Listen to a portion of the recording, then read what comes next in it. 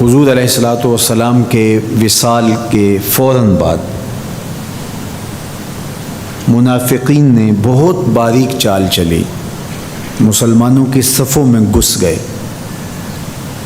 بظاہر لبادے ان کے مسلمانوں والے تھے، تو انہوں نے مسلمانوں سے کہنا شروع کر دیا، لو جی کہانی ختم ہو گئی، ساری رونقیں حضور کے دم سے تھیں، نمازیں تھیں، روزے تھے، لوگ اپنے اموال کی زکوٰۃ دیا کرتے تھے، حج کا اجتماع تھا، یہ سب کچھ ختم ہو جائے گا۔ اب کون مال خرچ کرے گا؟ کس نے جان راہ خدا میں قربان کرنی ہے؟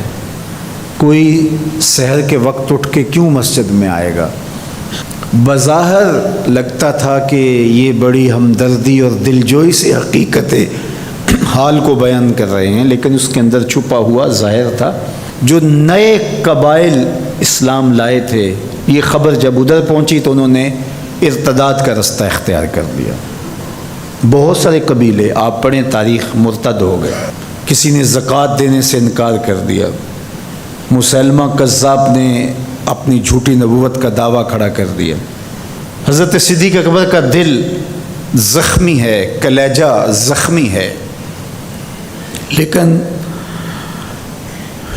اب اس صورتحال کا جب آپ نے مشاہدہ کیا تو آپ آگے بڑھے اور ایک اونچے ٹیلے پہ کھڑے ہوئے لوگوں کو اشارہ کیا۔ لوگوں نے جناب ابو بکر رضی اللہ تعالیٰ عنہ کو دیکھا تو ادھر لپک کے آ گئے، تو حضرت ابو بکر صدیق رضی اللہ تعالیٰ عنہ نے مختصر خطاب کرتے ہوئے آپ نے کہا، لوگوں مجھے ایک بات بتاؤ، تم اللہ کی عبادت کرتے تھے کہ رسول اللہ کی عبادت کرتے تھے؟ لوگوں نے کہا کہ ہم اللہ کی عبادت کرتے تھے۔ تو کہا کہ اگر تو تم رسول اللہ کی عبادت کرتے تھے تو حضور وصال کر گئے، اور اگر تم اللہ کی عبادت کرتے تھے تو وہ آج بھی حی ہے، لا یموت ہے، اسے موت ہے ہی نہیں۔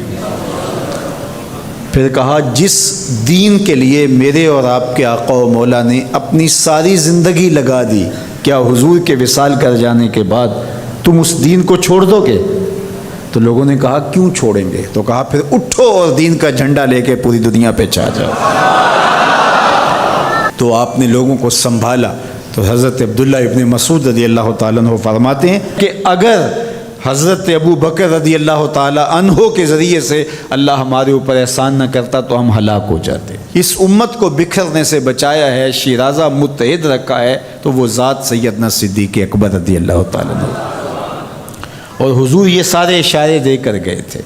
ایک خاتون آئی، کوئی کام تھا اس کو، اس نے کہا، تو حضور نے فرمایا پھر آنا۔ تو اس نے کہا کہ اگر میں پھر آؤں تو آپ نہ ہوں، اس کی مراد یہ تھی کہ آپ وصال کر گئے ہوں۔ تو آقا کریم علیہ السلام نے فرمایا، اگر میں نہ ہوا ابو بکر تو ہوں گے،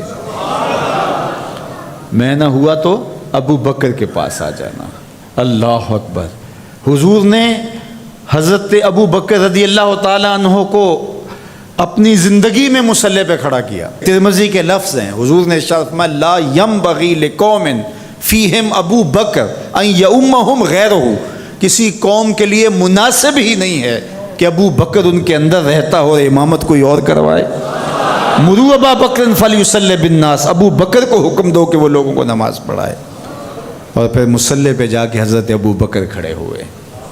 17 نمازیں حضور علیہ الصلوۃ والسلام کی حیات طیبہ کے اندر حضرت ابو بکر نے پڑھائی ہیں۔ اللہ اکبر۔ فرمایا، ما نفعنی مال احد قط ما نفعنی مال ابی بکر، مجھے کسی کے مال نے اتنا نفع نہیں دیا جتنا ابو بکر کے مال نے دیا۔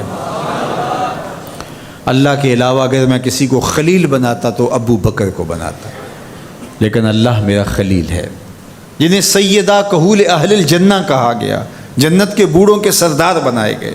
حضور نبی رحمت صلی اللہ علیہ وآلہ وسلم کی نیابت اور حضور علیہ الصلوۃ والسلام کی خلافت کا تاج ان کے سر پہ رکھا گیا، جن کی صحابیت کو میرے رب نے قرآن میں بیان فرمایا، اذ یقول لصاحبہ لا تحزن ان اللہ معنا۔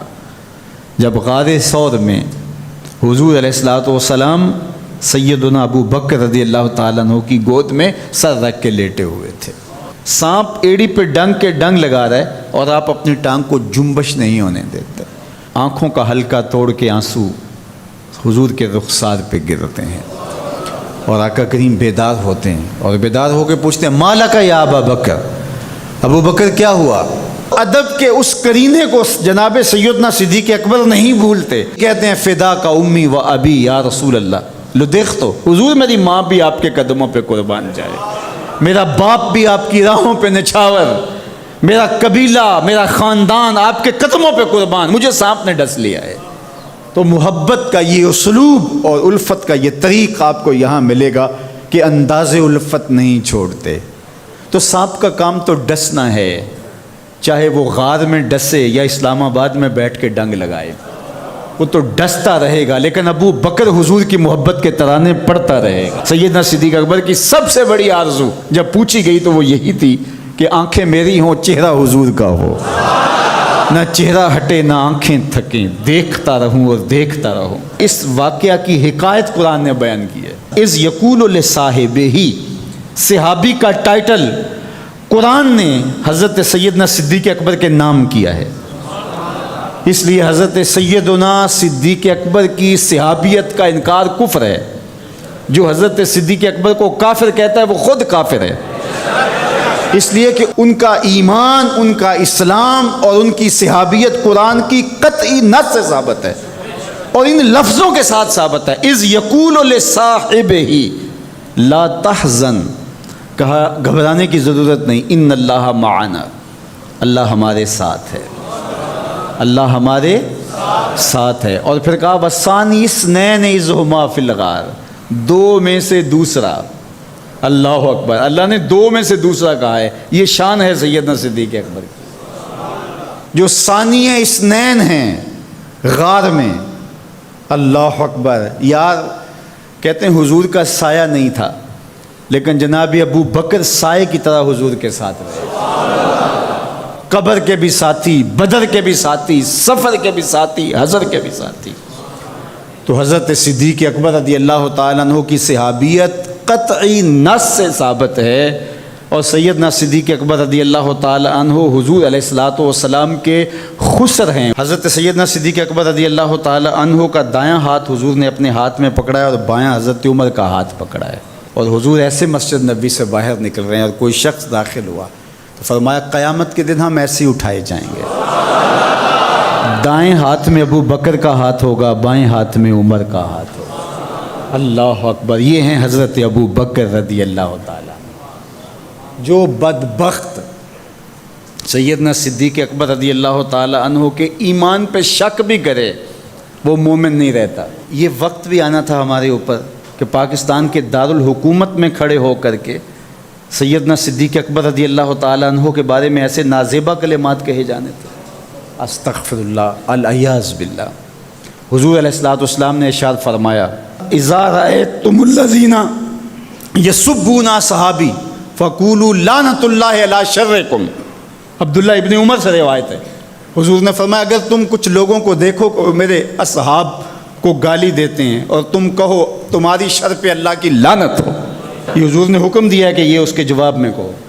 اور ایک حدیث کے لفظ ہیں، حضور علیہ السلام نے ارشاد فرمایا من سب اصحابی فعلیہ لعنت اللہ والملائکۃ والناس اجمعین، جو میرے اصحاب کو گالی دے اس پر اللہ کی بھی لعنت، فرشتوں کی بھی لعنت اور تمام مخلوقات کی بھی لعنت۔ تو یہ ملعون جو حضرت سیدنا صدیق اکبر اور دیگر اصحاب کو بھونکتے ہیں اور ان کے بارے میں نازیبہ کلمات کہتے ہیں، ان کی شر سے اس ملک کو پاک کرنا چاہیے۔ چنگاری جب بھڑکائی جاتی ہے تو پھر پورے شہر جل جاتے ہیں۔ 7-8 سال قبل کی کہانی ہمیں یاد ہے کہ کیا دردناک لمحات ہوتے تھے، روزانہ لاشیں اٹھانی پڑتی تھیں، وہ ایسے ہی ناعاقبت اندیش لوگوں کی وجہ سے ہوا۔ اگر اداروں نے اس میں تساہل برتا، سستی سے کام لیا، یا کسی شخص کی خوشنودی کے لیے انہوں نے پس و پیش کیا تو یا معاملے کو گول مول کرنا چاہا تو حالات کنٹرول میں نہیں رہیں گے۔ یہ بھڑکائی ہوئی آگ ملک کو خاکستر بنا سکتی ہے۔ اللہ میرے وطن کی حفاظت فرمائے۔ یہ ملک قربانیوں سے حاصل کیا گیا ہے اور اس کے امن کو بحال کرنے کے لیے ہمارے اداروں نے بہت محنت کی ہے، بہت لوگوں نے قربانیاں دی ہیں۔ تو ایسے ناہنجار لوگوں، ایسے بدبخت لوگوں کو فوراً قانون اپنی گرفت میں لے، اور ایسے بد زبانوں کو لگام دینی چاہیے کہ جو اصحاب رسول کو بھونکتے ہیں اور اتنے سخت جملے کہتے ہیں۔ معاذ اللہ سیدنا صدیق اکبر کو کافر کہا جائے گا؟ جو صدیق میرے نبی کے دل کا چین ہے، جو اسلام کی بہار ہے۔ عبداللہ ابن مسعود فرماتے ہیں ہم بچے ہی ابو بکر کی وجہ سے تھے، ورنہ ہلاک ہو جاتے۔ جس ابو بکر رضی اللہ تعالیٰ عنہ کو حضور نے مصلی پہ کھڑا کیا، جس ابو بکر رضی اللہ تعالیٰ عنہ پہ اتنا اعتماد تھا کہ ہجرت والی رات ان کا انتخاب کیا، حضرت سیدنا عمر رضی اللہ تعالیٰ عنہ نے حضرت ابو بکر رضی اللہ تعالیٰ عنہ کا ذکر کیا اور رو پڑے اور کہا کہ ابو بکر میری زندگی کی ساری نیکیاں لے لے اور غار والی ایک نیکی مجھے دے دے۔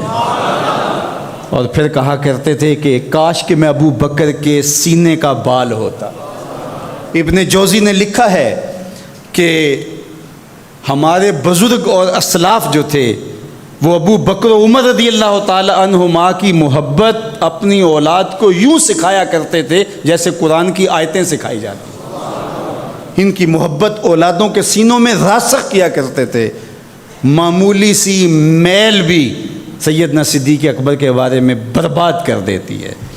اللہ کے نبی کا ہر صحابی با کمال ہے، لیکن ابو بکر ہے۔ جے شک ہووی تے چل مدینے، جے شک ہووی تے چل مدینے، آ ویخ لے جوڑ مزاراں دا، بن یار نبی دیاں یاراں دا۔ تو ان سے ہماری محبت کا رشتہ استوار ہے۔ تو جس شخص نے بھی یہ جملہ کہا ہم اس کی مذمت کرتے ہیں۔ مذمت تو لفظ بہت چھوٹا ہے، اس کو قرار واقع سزا دیجئے۔ وہ بدترین انسان ہے روئے زمین پہ، اور اس سے کوئی روح رعایت نہ رکھی جائے تاکہ آئندہ ایسے راستے بند ہو۔ اداروں کو اس پر فی الفور نوٹس لینا چاہیے قبل اس سے کہ حالات ہاتھ سے